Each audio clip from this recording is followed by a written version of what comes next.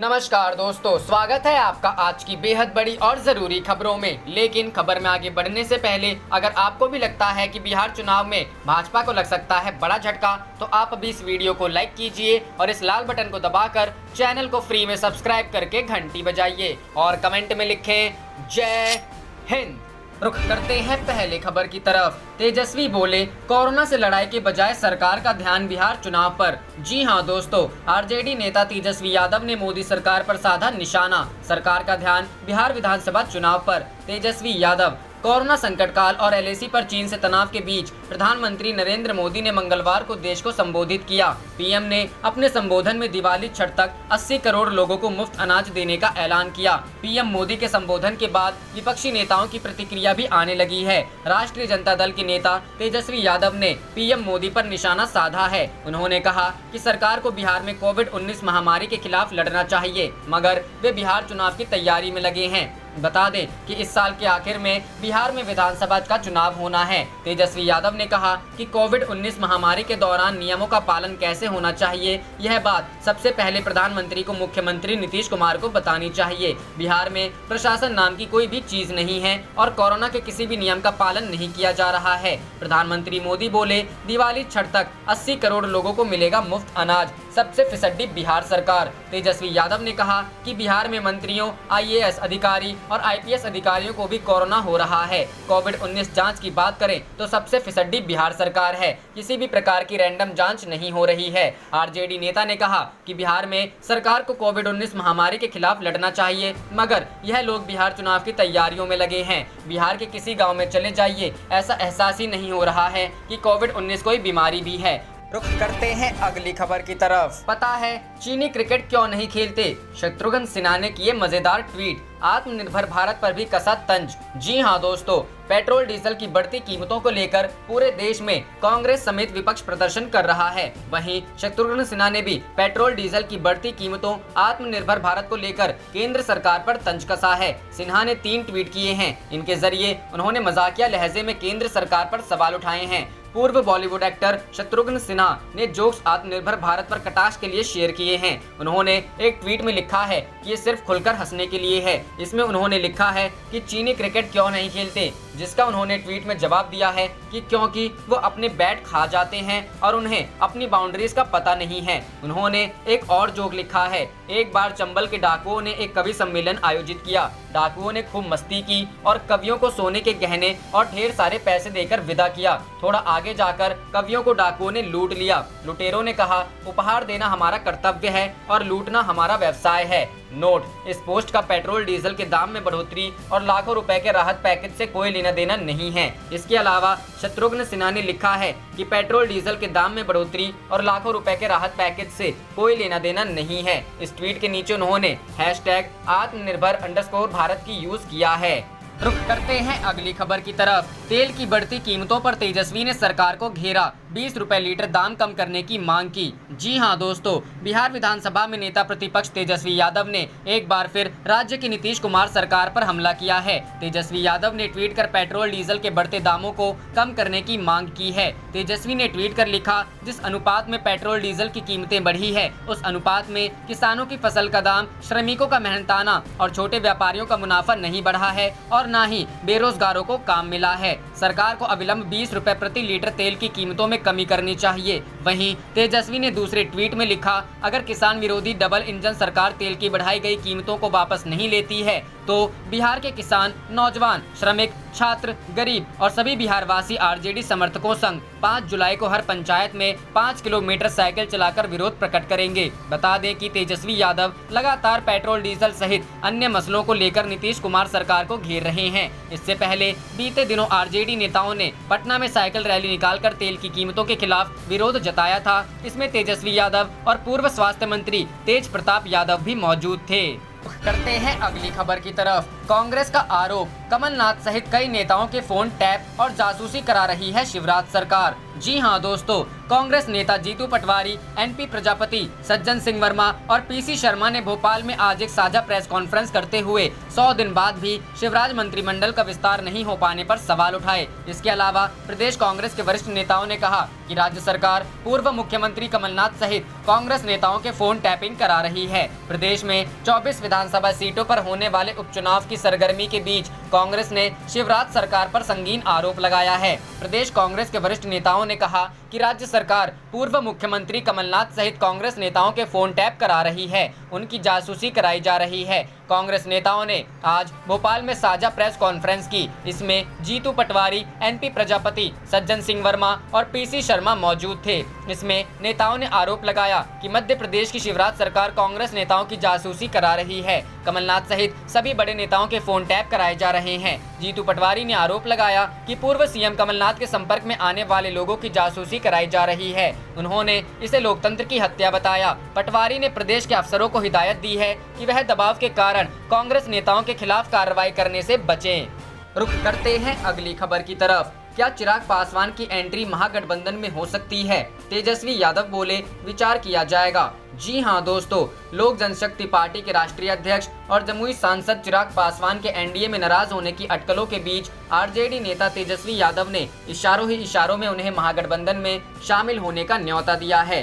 चिराग के बयान के बाद हलचल। 2 दिन पहले चिराग पासवान ने राजनीतिक गलियारों में तब हलचल मचा दी थी जब उन्होंने वीडियो कॉन्फ्रेंसिंग के दौरान अपने पार्टी के कार्यकर्ताओं से कहा था कि गठबंधन का स्वरूप बदल रहा है और पार्टी को भविष्य में किसी भी परिस्थिति के लिए तैयार रहना चाहिए। नीतीश चिराग में अनबन। सूत्रों के मुताबिक चिराग पासवान एनडीए में सीट शेयरिंग की बातचीत से नाराज हैं। माना जा रहा है कि मुख्यमंत्री नीतीश कुमार चिराग पासवान से काफी नाराज चल रहे हैं और बिहार विधानसभा चुनाव में लोक जनशक्ति पार्टी को केवल 25 से 30 सीट देने के पक्ष में हैं। वहीं चिराग पासवान की मांग है कि चुनाव में उनकी पार्टी को कम से कम 42 सीटें दी जाएं।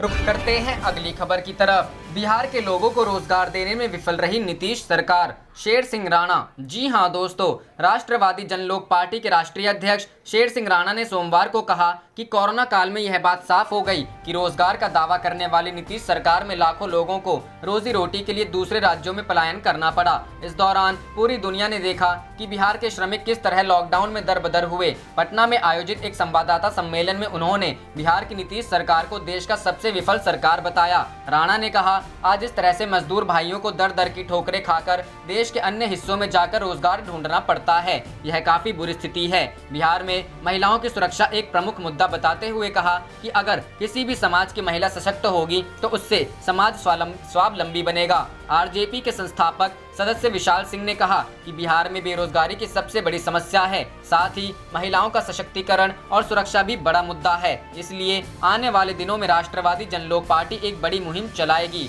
उन्होंने कहा, हमने संगठन के विस्तार की क्रम शुरू किया है। इसके तहत संजय प्रताप सिंह को आरजेडी युवा प्रकोष्ठ का राष्ट्रीय अध्यक्ष बनाया गया है, जो आने वाले दिनों में बिहार के तमाम जिलों में जाकर जिला अध्यक्षों की नियुक्ति करेंगे। वहीं पटना जिला युवा का अध्यक्ष संदीप सिंह को बनाया गया है। रुख करते हैं अगली खबर की तरफ। मध्य प्रदेश उपचुनाव से पहले बीजेपी में कलह। विजयवर्गीय के खिलाफ शेखावत ने खोला मोर्चा।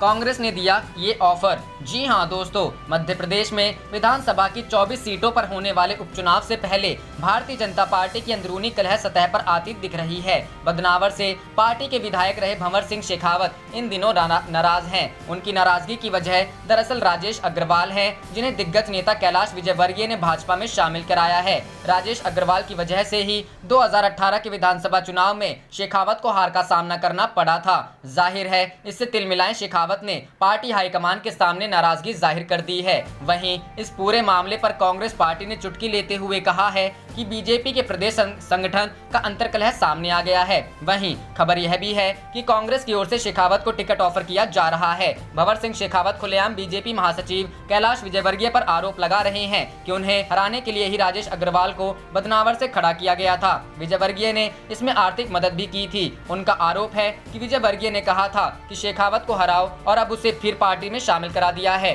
शेखावत ने यह भी कहा कि बदनावर जाकर कैलाश विजयवर्गीय कह रहे हैं कि राजेश अग्रवाल को कैबिनेट मंत्री का दर्जा दिया जाएगा। जिन लोगों ने पार्टी से बगावत करके चुनाव लड़ा और पार्टी को हराया है, उन्हीं को विजयवर्गीय बढ़ावा दे रहे हैं। इसका परिणाम पार्टी को भुगतना पड़ेगा।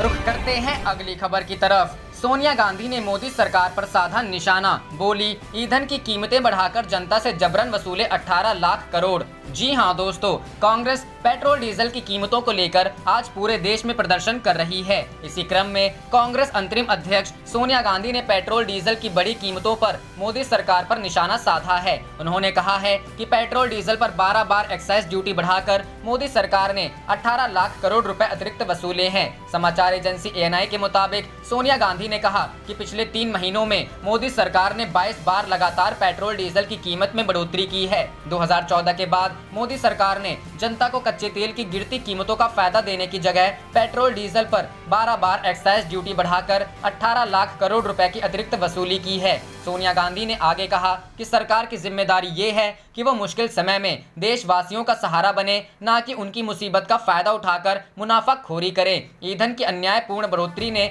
सरकार द्वारा देशवासियों से जबरन वसूली का एक नया उदाहरण पेश किया है। यह न केवल अन्यायपूर्ण है बल्कि संवेदनहीन भी है। मिली जानकारी के मुताबिक सोनिया गांधी का कहना है कि मैं मोदी सरकार से यह मांग करती हूं कि कोरोना महामारी के संकट में पेट्रोल डीजल की बढ़ाई गई कीमतें फौरन वापस ली जानी चाहिए। एक्साइज ड्यूटी को भी वापस लिया जाए। बता दें कि आज दिल्ली और अन्य बड़े शहरों में पेट्रोल डीजल की कीमतें 80 रुपए प्रति लीटर को भी पार कर गई है। लॉकडाउन के बाद मोदी सरकार ने 22 बार पेट्रोल डीजल के दामों में बढ़ोतरी की है। रुख करते हैं अगली खबर की तरफ। मोदी है तो मुमकिन है, इसलिए डीजल से अधिक पेट्रोल के दाम। GMM। जी हां दोस्तों, पेट्रोल और डीजल की कीमतों में बेतहाशा वृद्धि के खिलाफ एक तरफ जहां झारखंड में कांग्रेस ने अपनी रणनीति के तहत प्रदर्शन को चरणबद्ध तरीके से शुरू कर दिया है, तो वहीं दूसरी तरफ विपक्ष राज्य सरकार द्वारा तेल में लगाए गए वैट को लेकर सरकार पर पलटवार करने की कोशिश कर रही है। मामले पर JMM प्रवक्ता मनोज पांडे ने कहा कि जो परिस्थितियां हैं और जो परेशानियां राज्य झेल रहा है, उनकी वजह से यह मामूली वैट लगाया गया है, क्योंकि केंद्र सरकार के पास राज्य सरकार का 72,000 करोड़ रुपए बकाया है और राज्य में राजस्व प्राप्ति का स्रोत भी काफी सीमित है, इसीलिए मामूली सी बढ़ोतरी की गई। इसके साथ ही केंद्र सरकार ने मनोज पांडे ने सीधा सवाल किया है कि जब क्रूड ऑयल की कीमत अपने निचले पायदान पर है, तो ऐसे में इनकी कीमत बढ़ाने का कोई औचित्य नहीं है। वहीं इस मसले पर JMM प्रवक्ता मनोज पांडे ने प्रधानमंत्री नरेंद्र मोदी पर कटाक्ष करते हुए कहा कि मोदी है तो मुमकिन है, इसीलिए आज डीजल की कीमत पेट्रोल से ज्यादा हो रही है। बता दें कि लगातार पेट्रोल और डीजल के बढ़ते दामों को लेकर विपक्षी दल लगातार केंद्र सरकार पर हमलावर है। करते हैं अगली खबर की तरफ। डीजल के बढ़ते दाम से परेशान किसान, कहा अब खेती में कुछ नहीं बचेगा। जी हां दोस्तों, पिछले साल और इस साल की खेती में 1.5 गुना का अंतर। एक खेत में कम से कम 5 बार चलना ही होता है ट्रैक्टर। डीजल के दाम में आग लगी हुई है। हर रोज बढ़ रहे दाम से किसानों की कमर टूट गई है। जयपुर में सोमवार को डीजल का भाव 81 रुपए 29 पैसे लीटर रहा। किसानों का कहना है कि पिछले साल और इस साल की खेती में 1.5 गुना का अंतर आ गया है। अगर हाल यही रहा तो किसानी छोड़नी पड़ेगी। जयपुर के धवास गाँव में ट्रैक्टर चलाने वाले सुरेश कहते हैं कि पहले एक महीने में जहाँ 10,000 का डीजल लगता था, अब सीधे 13,000 रुपए का लगने लगा है। कहने को तो पिछले साल की तुलना में डीजल के दाम 20 ही बढ़े हैं, मगर आप खेती करते हैं तो जानते हैं कि खेत में कम से कम 5 बार ट्रैक्टर चलाना पड़ता है। ऐसे में डीजल की बढ़ोतरी ने हमारी कमाई खत्म कर दी है। जयपुर में 40 डिग्री के तापमान में मूंगफली की निवाई कर रहे मीठा लाल का कहना है कि हमारे पास 14 से 15 बीघा खेत है और एक साल में मैं 1 लाख से ज्यादा रुपए का डीजल का प्रयोग करता हूं। लेकिन हाल ही के दिनों में जिस तरह से डीजल के दाम बढ़े हैं, उससे खेती में होने वाला छोटा मुनाफा भी डीजल के बढ़े हुए दामों की भेंट चढ़ जाएगा। सरकार किसानों को ध्यान में रखते हुए कम से कम डीजल के दाम कम करें। अब तो पेट्रोल और डीजल के दाम में कोई अंतर ही नहीं रह गया है। मीठा लाल का कहना है कि जुताई के अलावा खाद बीज भी ट्रैक्टर से लेकर आते हैं। बिजली नहीं मिलती है तो इसी डीजल से सिंचाई भी करते हैं। उसके बाद फसल कटने पर इसी डीजल से थ्रेसर भी चलता है और ट्रैक्टर पर लादकर बाजार ले जाते हैं। अनाज के लिए तो वहाँ भी डीजल ही काम आता है। रुख करते हैं अगली खबर की तरफ। महंगाई के विरोध में कांग्रेस का राज्यव्यापी धरना, राष्ट्रपति को भेजा ज्ञापन। जी हां दोस्तों, उत्तराखंड कांग्रेस ने बढ़ती महंगाई को लेकर राज्य भर में भाजपा सरकार के विरोध में प्रदर्शन किया और राष्ट्रपति को एक ज्ञापन प्रेषित किया। कांग्रेस ने कोरोना काल में सरकार पर जनता को राहत देने के बजाय लोगों पर आर्थिक बोझ लाद देने का आरोप लगाया है। सोमवार को अखिल भारतीय कांग्रेस के निर्देश पर प्रदेश अध्यक्ष प्रीतम सिंह के नेतृत्व में राज्य के जिला मुख्यालयों और शहरों में महंगाई के विरोध में प्रदर्शन किया गया। कांग्रेस का कहना है कि पेट्रोल डीजल के मूल्यों में वृद्धि से सभी वस्तुओं के दाम आसमान छू रहे हैं, लेकिन लेकिन इस सरकार पर कोई असर नहीं पड़ रहा है। सोमवार की सुबह कांग्रेस मुख्यालय राजीव भवन में महानगर अध्यक्ष लालचंद शर्मा ने नेतृत्व में सरकार की नीतियों के विरोध में धरना दिया। इस मौके पर अध्यक्ष प्रीतम सिंह ने भाजपा सरकार पर महंगाई को लेकर प्रहार किया। उन्होंने कहा कि मोदी सरकार अपने दोनों कार्यकाल में जनता से किए वादों को पूरा करने में असमर्थ रही। कांग्रेस सरकार को महंगाई पर कोसने वाली भाजपा को खुद महंगाई रोकने में पूरी तरह विफल साबित हुई है। उन्होंने कहा कि केंद्र की सरकार कोरोना काल के पिछले 3 महीनों में पेट्रोल के दाम 21.50 व डीजल के दाम 26.46 बढ़ाकर महामारी में लोगों को उपहार दिया है। कांग्रेस अब मोदी सरकार की इस लूट को बर्दाश्त नहीं करेगी और जिला,